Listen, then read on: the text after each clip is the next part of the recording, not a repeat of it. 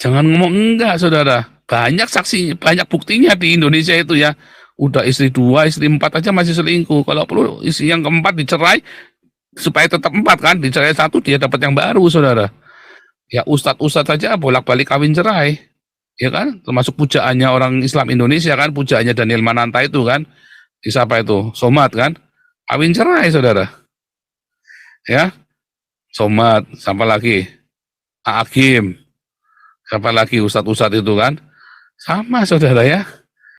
Sebelum saya pernah berzina ya, pernah sekali, saudara ya. Sebelum saya berzina, hidup saya selalu beruntung. Begitu saya berzina, 4 tahun saya sial, saudara. Sial, saudara, 4 tahun sial. Bayangin, nikmatnya cuma setengah jam, sialnya 4 tahun. Ya, sampai saya korbankan anak istri. Goblok, saudara. Tetap bodoh dan goblok, stupid, compong, tolol, saudara. Tidak ada apa, harusnya lebih dari itu. Cuman tidak ada ekspresi dalam bahasa Indonesia untuk menunjukkan kepada Anda betapa compongnya, betapa gobloknya, tololnya, stupidnya, ya. Ya, kalau bahasa Belanda gampang, godverdomme, saudara ya.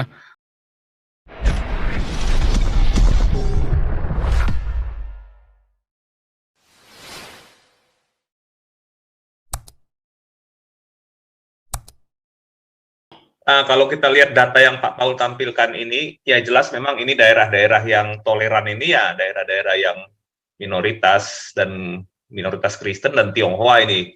Mungkin Bali juga perlu juga dimasukkan di sini Pak, tapi Bali mungkin nggak dimasukkan di sini ya. Saya juga nggak tahu kenapa, mungkin karena masalah representasi saja ini ya untuk data penelitiannya setara institut ini. Nah, tetapi ada satu hal yang harus diperhatikan Pak Paul. Kita tahu ya bagi daerah-daerah Kristen, kita nggak akan menolak ataupun menghambat orang beribadah gitu, orang lain beribadah di tempat kita gitu ya. Ya. Apalagi menghambat mereka membangun rumah ibadah. Persilahkan saja selama selama tidak menimbulkan kerusuhan atau selama tidak tidak menimbulkan merusak ketertiban umum gitu. Berbeda sekali dengan yang sebaliknya Pak Paul. Kadang-kadang kalau tempat kelompok tertentu, jangankan mau membangun tempat ibadah, Pak. Ini beribadah aja harus ada izin dari pemerintah katanya, Pak. Nah, itu ya. Nah, itu. Nah, ketidakadilan itu, diskriminasi itu ya di sana yang dirasakan Pak Paul gitu. Jadi kadang-kadang ya kita memang orang-orang Kristen ini lugu dan polos. Ketika kita dipuji-puji, ya kita sih nggak ada masalah ya, senang-senang aja gitu. Tetapi diam-diam kelompok-kelompok yang radikal ini masuk, Pak. Mereka membangun tempat-tempat pusat-pusatnya di tempat-tempat daerah-daerah yang mayoritas Kristen, dan kemudian ya seperti yang kasus di Pematang Siantar itu, Pak Paul gitu. Lama-lama ya berubah situasi. Berubah, yang tadinya kota yang paling toleran nomor 2 di Indonesia sekarang udah jadi intoleran. Mau bilang apa gitu. Nah, itu kita juga harus harus tetap tetap waspadalah istilahnya Pak Paul gitu. Kemungkinan-kemungkinan itu bisa saja terjadi gitu. Itu Pak Paul. Sebentar, ini ketemu nih ya, channel kontak. Saya udah lama nggak kontak dia nih ya.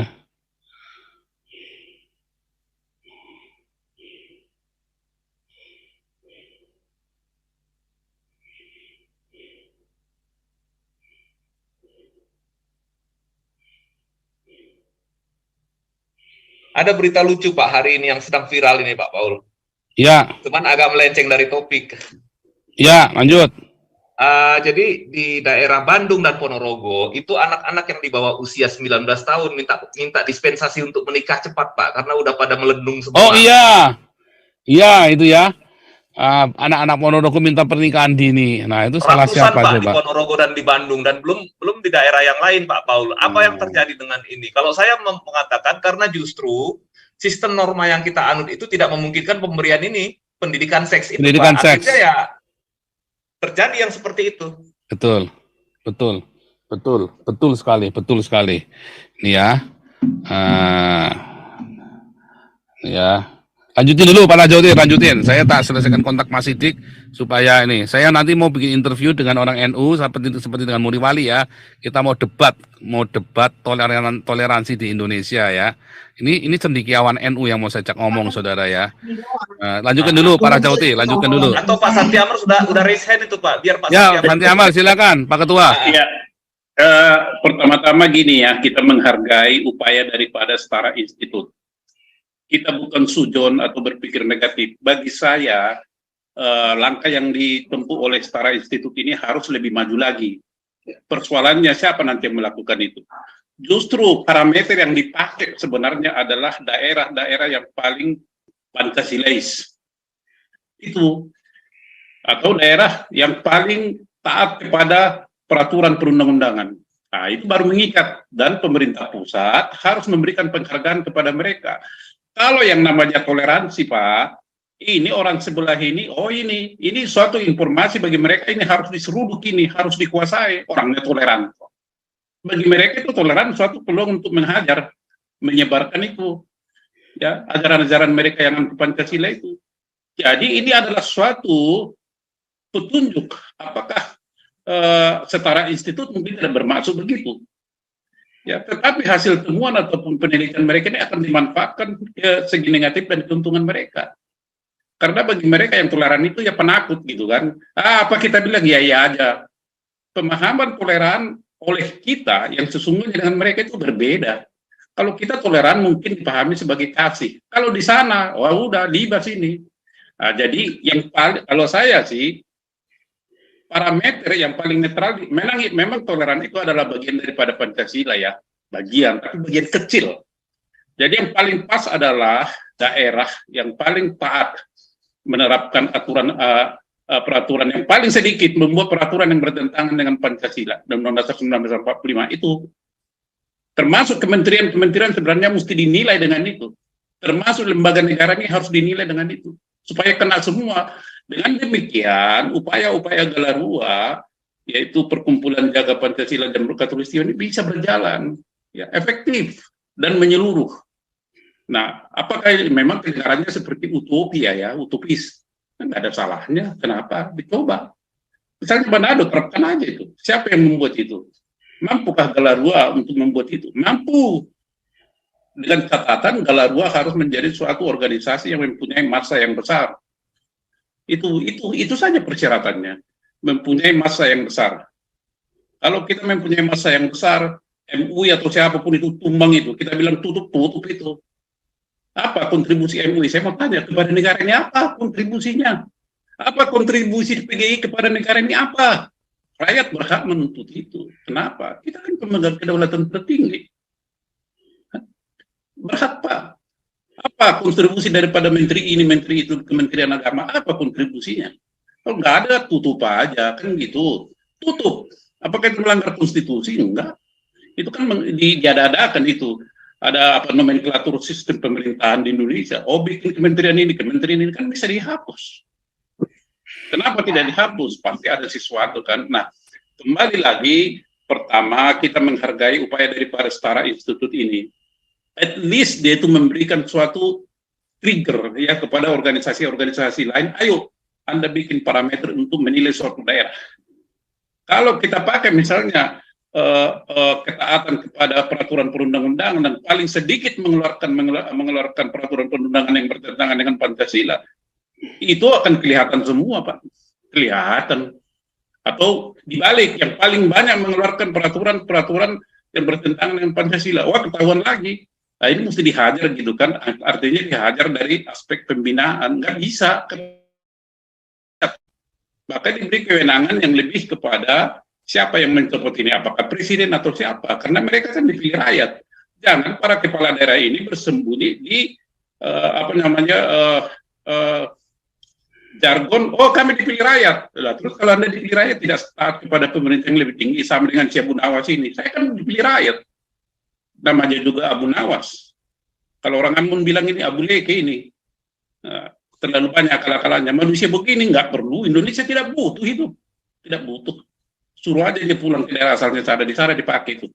Nah, itu kalau saya Pak Paul ini menjadi bahan pemikiran kita ke depan dengan tidak mengurangi rasa hormat kita kepada setara institut. Tetapi hati-hati, orang seberang akan memanfaatkan ini. Oh, daerah ini menjadi sasaran empuk ini. Orangnya lemah-lemah ini. Apa kita bilang ya iya. Oh, begini-begini. Kalau jumlahnya sedikit ya, kamu boleh sini. Ah, bisa. Itu kan takiah itu. Oh, itu nggak apa-apa kok. Tapi kalau jumlahnya udah besar, itu sudah sesuai dengan ajaran mereka, nggak sesuai dengan pimpinan agama mereka tertinggi. Kan itu. Nah, jadi itu kembali lagi ya, terima kasih kepada Setara Institut, tapi kita yang harus cerdik. Kecerdikan hanya bisa dilawan kelicikan. Siapa yang cerdik, siapa yang licik. Ya kan? Ini saja dari saya, nanti kita akan tambah lagi Pastor Paul. Ya. Terima kasih Pak. Tadi pendidikan seks ya. Jadi begini, orang-orang Islam menghina Amsal 7 ya. Amsal 7 ini sering dihina-hina, seakan-akan kitab Alkitabnya orang Kristen ini cabul dan tidak bermoral, saudara.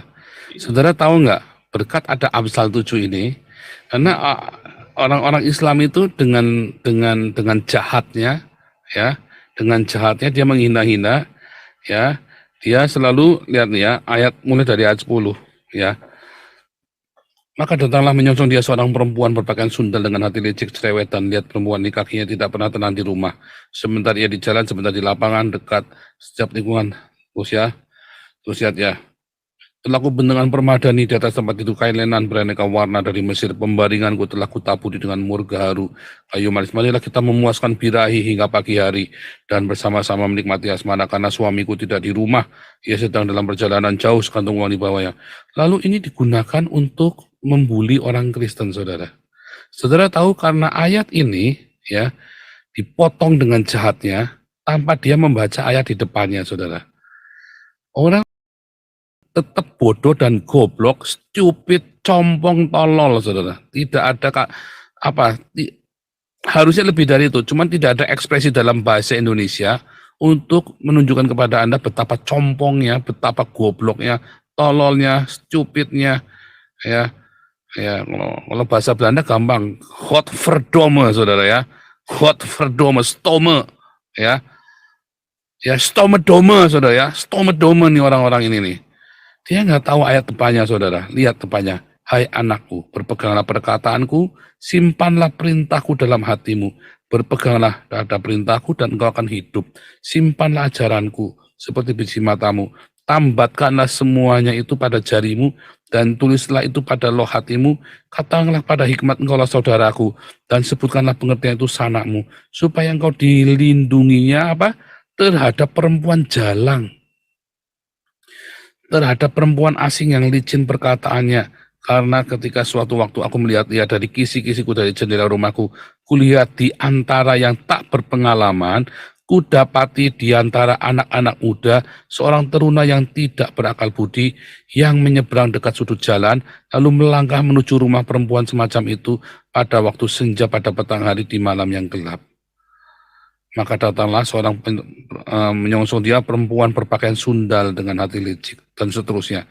Saudara, setiap hari waktu saya SMP ya, di zaman itu ya, di kota kami lagi tren Tante Girang, saudara ya. Di zaman itu, zaman saya SMP ya, lagi tren Tante Girang. Banyak teman-teman saya ya, saya kan di sekolah negeri ya, tentu saya teman-temannya curumut-curumut ya. Tapi yang di sekolah swasta ganteng-ganteng teman saya, bersih-bersih gitu ya. Terus pada mulai fitnessan itu ya. Kalau sekolah negeri curumut-curumut karena miskin-miskin, saudara ya. Di sekolah swasta ganteng-ganteng, saudara. Kemudian ada Tante Girang ya. Bukan masalah sukunya apa, pokoknya Tante Girang, saudara. Dia ngelihat putih, bersih, dihampiri, saudara. Dirayu, lagi SMP sudah diajak berhubungan seks, saudara. Akhirnya banyak sekali anak-anak yang dulu SD-nya itu ranking kelas, SMP-nya pertama ranking kelas, mulai kelas 2, kelas 3 dia jeblok, saudara. Akhirnya dia terjebak sama tante-tante ini. Dan tante-tante ini kadang-kadang adalah simpenannya orang. Memang dasar perempuan nggak baik, saudara. Yang dari luar kota disimpan di kota kami, disimpannya ya. Dia mungkin di Jakarta lalu ditaruh di kota kami, saudara. Tante-tante ini datengin, nyegat di itu ya, duduk di kantin, saudara. ngobrol-ngobrol, kenalin nanya pura-pura, oh ya tante lagi jemput adik tante, ini ponakan segala macam. Terus diajak tidur bareng. Ibu saya selalu kasih Amsal 7 ini, saudara, supaya saya hati-hati kalau ada perempuan datengin saya. Kami tiga anaknya selalu dikasih tahu, bahkan diajarin, ya, hati-hati, diajarin mengenali orang seperti ini, saudara. Ciri-cirinya seperti apa? Jadi kamu kalau dijak begini, loh, kenapa Mi? Kan tantenya baik. Ya nanti kamu kalau masih muda, kamu belum waktunya berhubungan seks. Nanti masa mudamu dihisap sama dia, ya dihisap. Dengan cerita yang simpel lah, saudara. Karena kami orang-orang di daerah percaya dengan klinik-klinik kan. Nanti dia itu pakai dukun, dia bilang begitu ya. Mami dengan singkatnya dia pakai dukun, terus supaya dia muda terus. Kamu nanti cepat tua. Wah, saya ketakutan, saudara ya. Hati-hati kamu diculik sama dia, padahal maksudnya diajak macam-macam. Kamu diculik sama dia, terus kamu diajak, terus di situ kamu dihisap masa mudanya kamu keluar dari situ bisa berhari-hari kamu tidak ketemu sama kita, kamu keluar pun kamu tua atau tiba-tiba kamu sudah lunglai. Wah, kita takut, saudara. Makanya saya kalau ada tante-tante yang begitu saya langsung minggir, saudara. Sehingga kami sebelum saya kenal anak, sebelum kami menikah, ya saya nggak pernah berhubungan seks dengan wanita lain, saudara. Sebelum kami menikah, saya nggak pernah free sex, itu nggak pernah. Kami bertiga semua, ya berhubungan seks ya dengan istri kami, saudara. Kita tidak sampai jatuh ke dalam ini, dosa-dosa perzinahan. Kenapa? Karena sudah diingatkan oleh orang tua kami ngajarin, saudara. Itu rahasianya, saudara. Anak saya sekarang tak ajarin, saudara. Dengan cara dari Amsal ini, tapi tentu dengan bukan klinik-klinik. Anak saya nggak percaya klinik-klinik ya, saudara ya. Tetapi saya kasih tahu logikanya. Kalau kamu sebelum waktunya berhubungan seks, nanti kamu nggak fokus. Karena kamu tidak bisa mengontrol mana akal sehatmu, mana hawa nafsumu. Sekali kamu kena, kamu nggak bisa lepas. Sama halnya kalau kamu kena narkoba. Kamu akan kehilangan akal sehatmu. Kamu kecanduan seks, kamu nggak bisa, akhirnya masa depanmu hancur. Hanya 3 tahun, kamu hanya bertahan, ya 3-6 tahun yang penuh dengan cobaan ini, ya kan? Kan setelah lulusan SMA kita nggak bisa apa-apa. Tapi puji Tuhan, anak saya sekarang ya sudah kuliah, udah 23 tahun ya anak saya ya, umur 23 tahun, dan dia tetap kamu nanti lulus, kalau kamu sudah ada yang seneng, lulus kuliah kamu langsung menikah. Enggak, aku nggak mau menikah dulu, aku mau sampai selesai masterku selesai, baru saya mulai mikir tentang pernikahan. Kenapa? Gampang, makanya dia tiap hari dia lari, saudara. Tiap hari dia lari fitness. Wah, mungkin pulang, pokoknya kalau ketemu anak saya itu lebih susah ketemu anak saya daripada ketemu Perdana Menteri Belanda. Serius, saudara. Karena anak saya dari bangun melek, dia lari pagi, pulang dia sekolah, pulang sekolah dia fitness, habis fitness dia orkestra, dia main musik, dia ngelesin, dia apa segala macam, udah tidur. Ketemu dia susah, harus janjian, ya, karena dia tahu. Dan saya ajarin caranya mengelola hawa libido itu, supaya kamu jangan mikir. Sibuk sekali dia ngaransemen musik apa segala macam. Wah, hidupnya tuh pokoknya terus ya, sibuk, jangan kasih waktu buat sendiri. Memang saya kasih tahu dia, jangan kasih waktu buat sendiri, atau kamu duaan sama perempuan apa segala macam.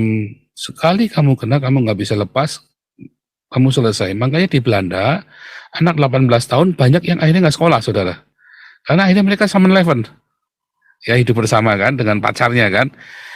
Ya itu kan pengalamannya exciting, tapi akhirnya mereka nggak bisa sekolah, nggak konsen, saudara. Lagi belajar diuak-uak, di raba-raba, kan nggak jadi belajar. Lagi belajar pikirannya jorok, nggak jadi belajar, saudara.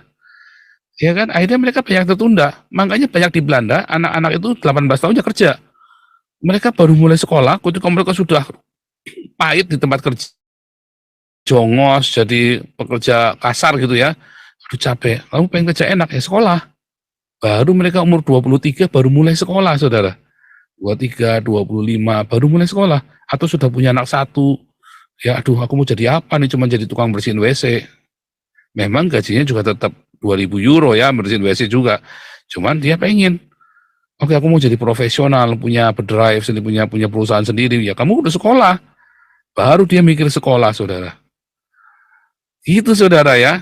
Amsal 7 oleh orang Islam itu yang menyelamatkan orang-orang Kristen. Ya, dari apa? Dari perzinahan, dari poligami, dari perselingkuhan.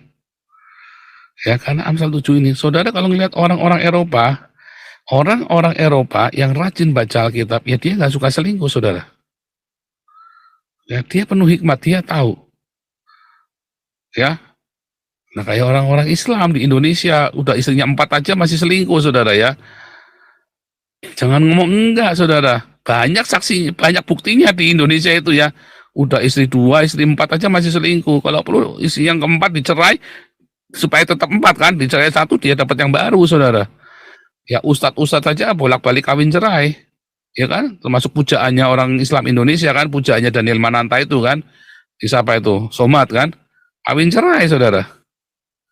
Ya, Somad, siapa lagi, Agim, siapa lagi ustadz-ustadz itu kan, sama, saudara ya. Jadi apa? Ya itulah nafsu, hawa nafsu, nggak pernah puas, saudara. Dasarnya dilampiaskan.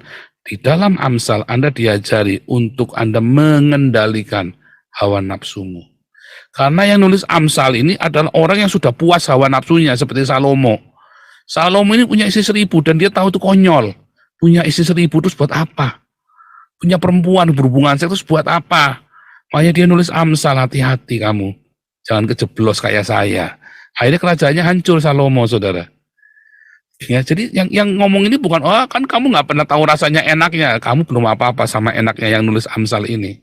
Dia tahu enaknya seperti apa dan bahayanya dari keenakan itu, saudara. Resiko dari keenakan itu. Istri 4, ya poligami. Dia tahu, saudara. Hancur kerajaannya gara-gara poligami, si Salomo ini. Ya kan? Daud juga sama kan, keluarganya hancur gara-gara poligami. Pendidikan seks buat anak itu penting, saudara. Banyak orang meremehkan pendidikan seks. Ya, yang di Ponorogo itu buruan minta kawin, ya minta banyak salah ya. Kalau di dalam pengajaran komunitas kita, kalau Anda hamil duluan, Anda harus menikah, saudara. Belum tentu yang menghamili Anda itu, jangan kawin duluan, saudara. Nanti kalau ternyata Anda itu salah, dia nggak cinta sama Anda, lalu ada orang yang mencintai Anda sudah nggak bisa cerai sama yang suamimu yang pertama ini. Karena kita menolak perceraian. Jangan kawin, belum tentu dia sayang. Hidup benar dulu, yang benar. Kamu hidup yang benar, saya hidup yang benar. Setahun atau 2 tahun kemudian, baru yakin nggak? Yakin, oke menikah. Kalau nggak jangan, saudara. Walaupun sudah hamil, lah anaknya gimana? Ya diadopsi. Diadopsi orang tuanya. Ya, supaya si anak muda yang masih sekolah ini bisa lanjutin sekolah. Gitu, saudara ya. Jadi Amsal ini yang dihina-hina oleh orang Islam ini ya, Amsal 7 ini, yang justru menyelamatkan saya dan keluarga saya, saudara, dari kehancuran, dari poligami, dari perselingkuhan. Ya, itulah sebabnya ini saya ajarkan kembali ke anak-anak saya, hati-hati kamu. Itu, saudara ya, nikmatnya nggak seberapa, hidupmu hancur. Nikmatnya nggak seberapa, karena kamu hidup di dalam pengurapan Roh Kudus. Kalau kamu hidup dalam pengurapan Roh Kudus, kamu beruntung. Anak saya itu selalu beruntung, saudara ya. Kayak saya, sebelum saya berdosa, sebelum saya pernah berzina ya, pernah sekali, saudara ya. Sebelum saya berzina, hidup saya selalu beruntung. Begitu saya berzina, 4 tahun saya sial, saudara. Sial, saudara, 4 tahun sial. Bayangin, nikmatnya cuma setengah jam, sialnya 4 tahun. Ya, sampai saya korbankan anak istri, goblok, saudara. 4 tahun saya bertobat, hidup saya beruntung lagi, saudara. Begitu kamu bertobat, 4 tahun proses itu tetap harus saya jalanin. Daud kan sama, Daud prosesnya dijalanin, saudara. Tetapi setelah itu, kita bertobat sungguh-sungguh, keberuntungan itu kembali. Makanya hidup saya selalu beruntung. Orang mau tangkap saya enggak gampang, saudara. Karena saya ini, tadi ya, kalau Pak Santi Amer tadi bilang apa tadi, orang cerdik sama orang licik kalah. Nah, yang tak kasih tahu rahasianya, saudara ya. Saya kasih tahu rahasianya nih. Ini Anda boleh buat ini ya.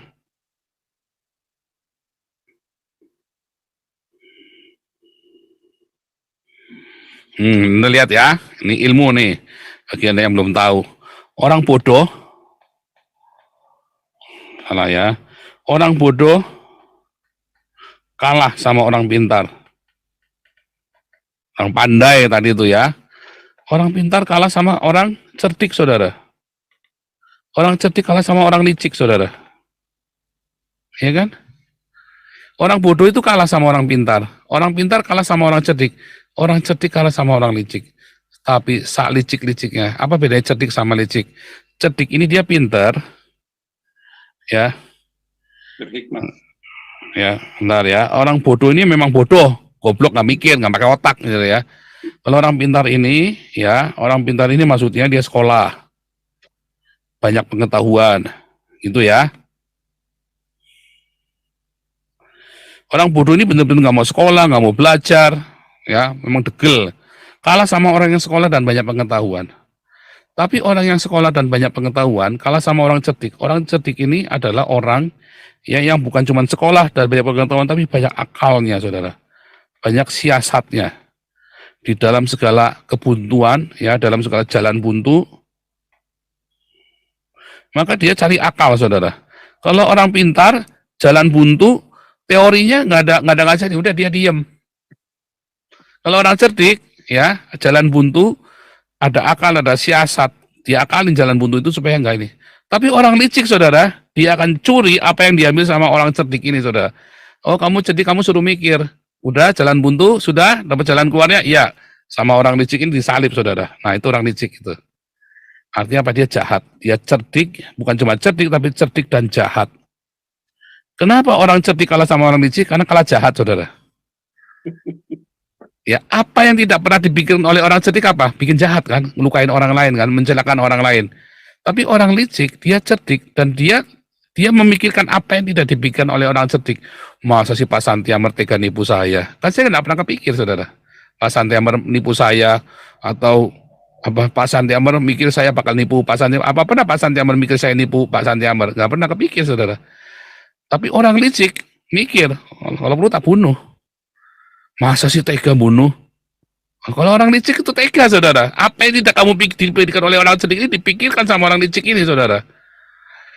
Nah, saudara, tapi Nabi ke-26 bukan orang bodoh, bukan orang pinter. Saya sudah melewati masa licik ya. Saya ini orang yang apa, saudara? Beruntung. Nah, ini anak-anak ngerti nih. Orang yang hoki itu menang semuanya. Diem saja.